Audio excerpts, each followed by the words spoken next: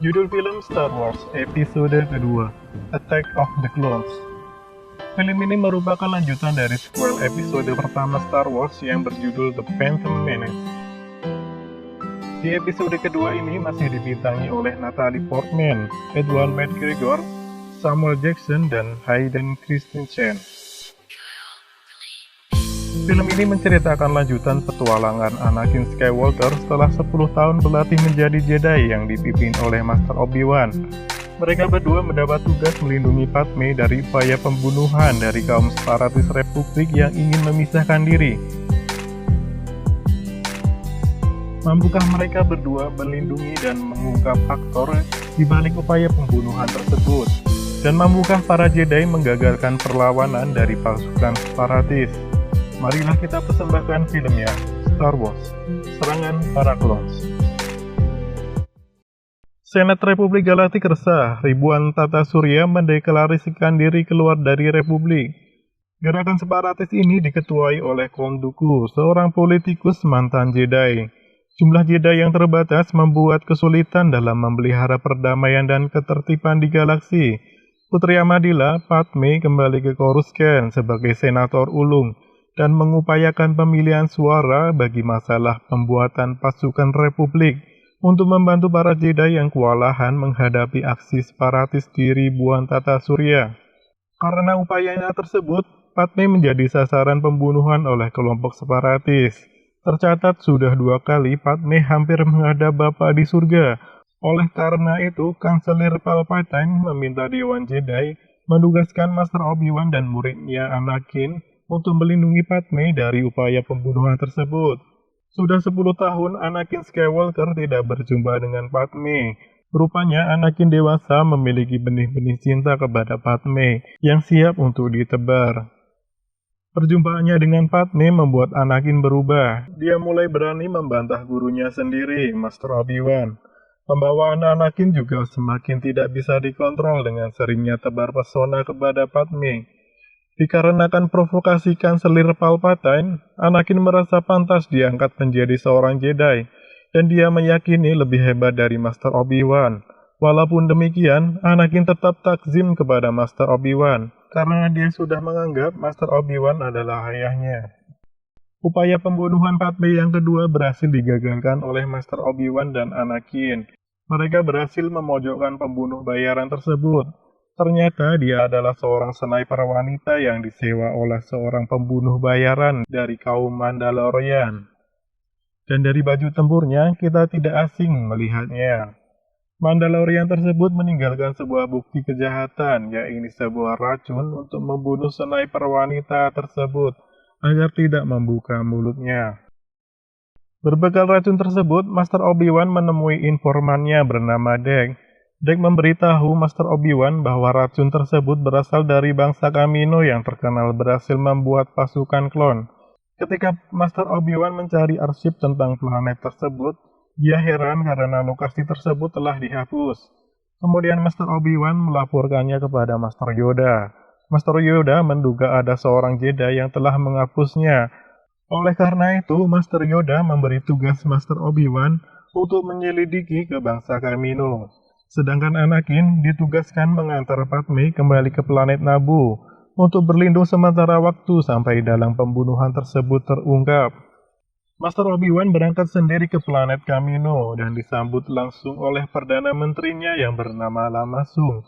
Lama Sung bertanya kepada Master Obi-Wan, apakah dia datang untuk melihat pasukan klon pesanan dari seorang Jedi yang bernama Sifo Dyas.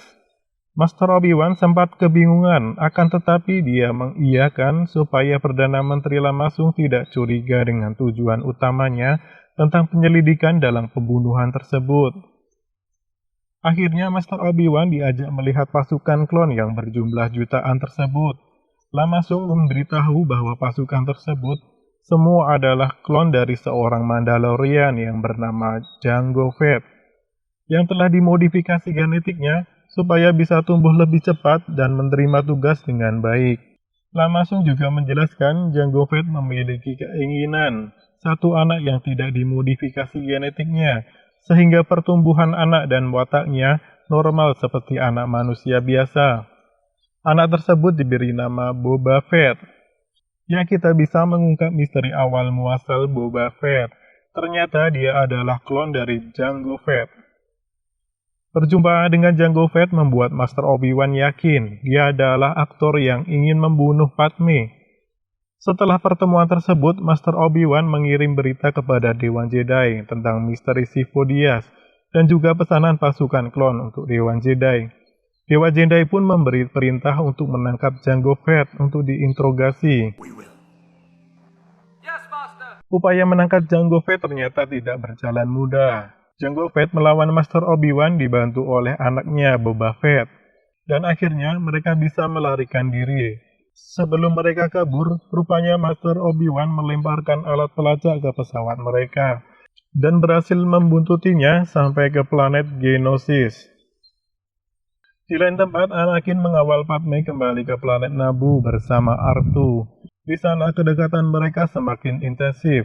Rayuan demi rayuan maut Anakin akhirnya membuahkan hasil. Padme berpesan kepada Anakin bahwa hal tersebut adalah kesalahan besar karena Anakin adalah seorang Jedi yang dilarang jatuh cinta. Akan tetapi Anakin tidak peduli. Perlahan demi perlahan Padme pun luluh hatinya ke dalam jebakan cinta Anakin.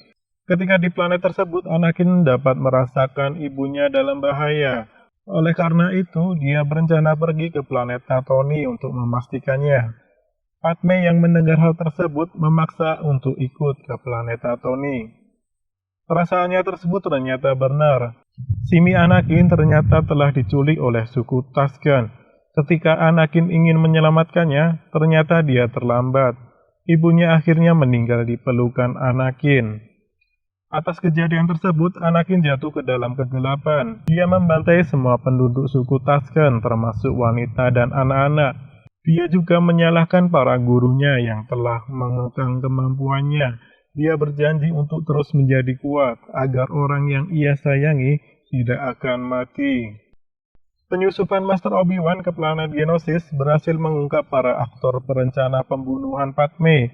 Mereka adalah Federasi Dagang, para pemimpin separatis, dan juga mantan Jedi bernama Count Dooku, yang dulu pernah menjadi murid langsung Master Yoda, dan seorang dari guru Master Qui-Gon, gurunya Master Obi-Wan.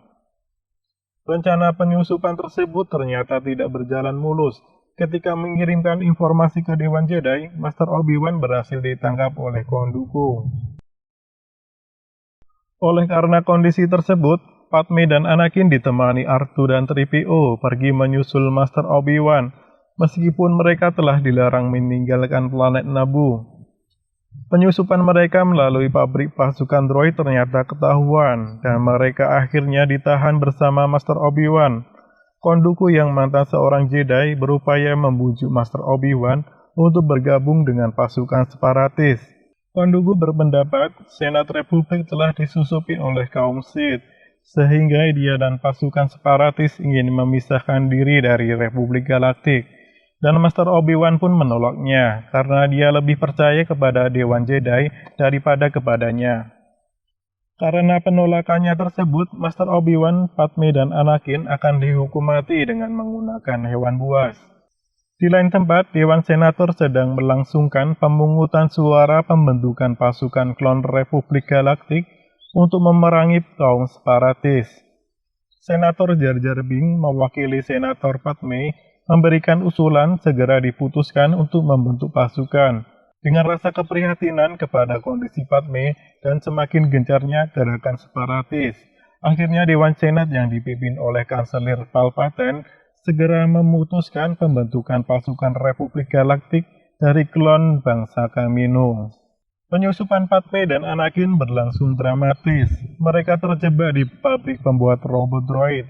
Setelah berhasil dari jebakan pabrik robot droid, akhirnya mereka tetap tertangkap dan akan dihukum mati di lapangan. Ketika dalam keadaan sempit tersebut, akhirnya Padme mengakui bahwa dia juga mencintai Anakin. Dia tidak peduli apapun lagi karena dia berpikir akan mati di tempat itu dan lebih memilih mengungkap perasaannya. Hukuman mati mereka ternyata menggunakan serangan para monster pembunuh, supaya penonton lebih antusias untuk melihatnya. Dengan kemampuan mereka, akhirnya mereka bertiga dapat lolos dan memberikan perlawanan. Meskipun demikian, mereka masih terjebak di sarang musuh. Dalam kesempitannya tersebut, para Master Jedi yang dipimpin oleh Master Windu dan juga pasukan klon yang dipimpin oleh Master Yoda datang menyelamatkan mereka. Dalam pertempuran tersebut, Jango Fett mati di tangan Master Windu. Kejadian tersebut disaksikan langsung oleh Boba Fett, anak cloningnya. Karena kondisi yang berbalik memihak ke Master Obi-Wan, Count Dooku dan para pemimpin separatis melarikan diri keluar dari planet tersebut. Dalam pelariannya tersebut, Count Dooku dicegat oleh Master Obi-Wan dan Anakin. Dan terjadilah duel lightsaber di antara mereka. Dikarenakan Count Dooku lebih kuat dari mereka berdua, akhirnya Master Obi-Wan dan Anakin harus kalah. Terlebih tangan Anakin harus putus ditebas oleh Count Dooku. Master Yoda yang telah merasakan kehadiran Count Dooku yang notabene adalah mantan muridnya, akhirnya datang menyelamatkan mereka berdua. Meskipun terlihat sudah tua, ternyata Master Yoda masih bisa bertarung dengan lincahnya. Count Dooku sadar bahwa kemampuannya tidak sebanding dengan mantan gurunya tersebut. Oleh karena itu, dia menggunakan trik licik untuk kabur dari pertarungannya. Dengan kaburnya Count Dooku dan para petinggi separatis, akhirnya pertempuran tersebut dimenangkan oleh Dewan Jedi dan pasukan cloning Republik Galaktik, dan film pun berakhir. Di akhir film kita bisa menyaksikan bahwa Anakin dan Padme diam-diam menikah siri di planet Naboo. Tentunya hal itu sangat bertentangan dengan prinsip seorang Jedi. Sedangkan Count Dooku sendiri ternyata melarikan diri ke planet Coruscant, ibu kota Republik Galaktik, dan bertemu dengan tuannya yang ternyata adalah Lord Sidious. Mereka sedang membahas rencana pembuatan senjata pemusnah massal yang bernama Death Star. Sampai episode kedua ini, identitas Lord Sidious masih misteri, yang akan terungkap di episode selanjutnya.